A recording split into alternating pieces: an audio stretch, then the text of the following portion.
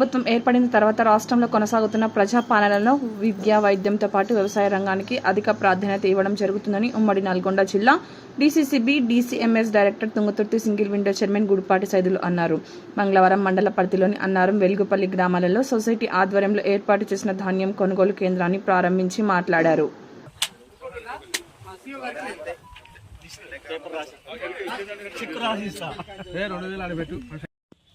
తుంగతుర్తి శాసనసభ్యులు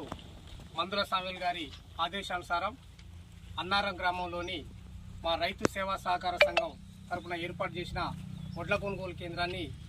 ఇక్కడ ఈరోజు ప్రారంభించడం జరిగింది. ఈ కార్యక్రమానికి నాతో పాటు విచ్చేసిన మా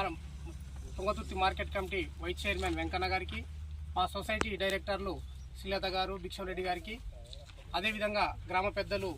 మాజీ సర్పంచి, మాజీ ఎంపీటీసీలు, గ్రామ పెద్దలందరికీ, పత్రికా సోదరులకు, మహిళా సోదరులకు, ఏఈఓ గారికి అందరికీ కూడా పేరు పేరున, అదేవిధంగా మండల జై భీమ్ జై బాపు సంవిధాన కోఆర్డినేటర్ అనిల్ గారికి అందరికీ కూడా హృదయపూర్వక నమస్కారాలు తెలియజేస్తూ, అన్నార గ్రామంలో ఈరోజు మేము ప్రారంభించిన ఈ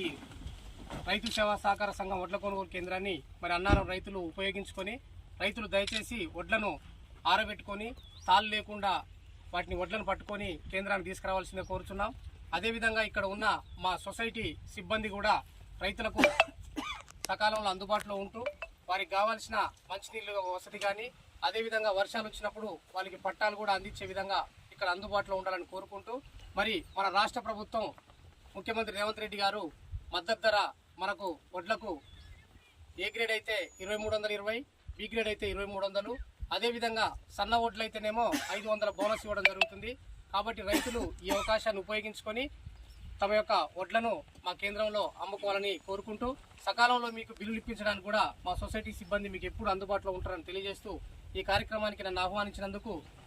అన్నారం గ్రామ రైతులందరికీ కూడా పేరు పేరున హృదయపూర్వక నమస్కారాలు తెలియజేస్తున్నాను.